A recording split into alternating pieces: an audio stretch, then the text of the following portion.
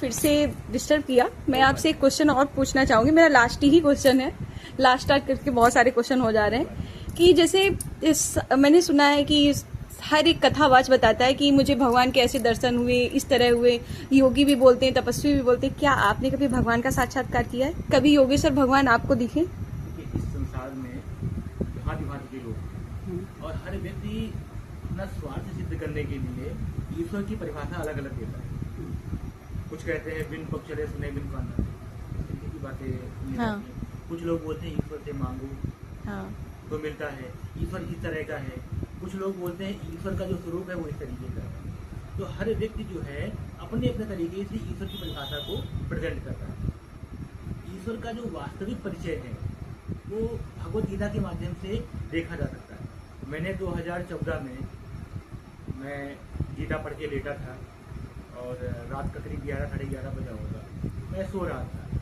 तो मैंने उस दिन भगवान श्री कृष्ण के जो एक विष्णु रूप दर्शनम अध्याय है, 5वां 6वां अध्याय है, मैंने उसका पाठ किया था और मैंने कहा अगर संसार में ईश्वर है तो मुझे दर्शन जरूर दे।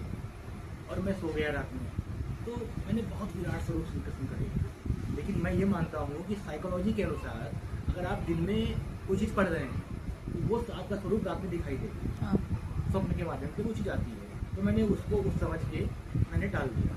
मैंने कहा ये विराट स्वरूप में मुझे चेहरा नहीं दिखा, लेकिन मुझे बहुत विराट स्वरूप दिखा। तो मुझे लगा मैंने जो दिन भर अध्ययन किया है ना गीता में भगवान श्री कृष्ण का, उस त्याग और तपस्या का परिणाम ये है कि भगवान श्री कृष्ण में दर्शन दे रहे हैं। लेकिन मुझे संतुष्टि मिली, आत्मिक संतुष्टि मुझे मिली अंदर से कि भगवान श्री कृष्ण मुझे दर्शन दिए। भले ही वो मनोवैज्ञानिक रूप से दर्शन दिए, लेकिन दर्शन मुझे मिले।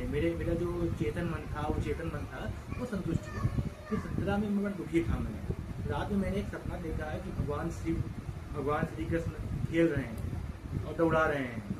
ये रियलिटी है, मजाक नहीं, क्योंकि मेरा कोई लालच किसी से नहीं, ठीक है। और मैंने जब स्वप्न देखा तो मेरी आंखों में आंसू थे।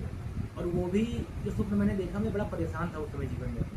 तो मैंने जब सपना देखा तो मुझे बहुत संतुष्टि मिली और मैं सीढ़ी से गिरने वाला था और मैं सीढ़ी से गिरा और वहाँ खड़ा हो गया। भगवान शिव का बहुत विराट स्वरूप, भगवान शिव को मैंने विराट स्वरूप में देखा और उसमें मुझे लगा कि मुझे बहुत संतुष्टि मिली।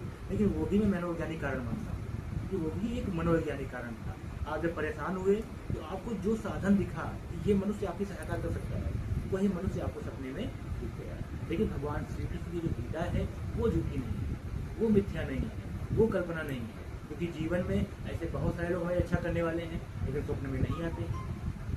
ऐसे बहुत सारे जिनके बारे में हम दिन रात सोचते हैं, स्वप्न में नहीं आते हैं। प्रेमी प्रेमिका के बारे में सोचता है, प्रेमिका प्रेमी के बारे में सोचती, स्वप्न में नहीं आता है। लेकिन ईश्वर ही मनोवैज्ञानिक स्वप्न में क्यों आता है? सोचने वाले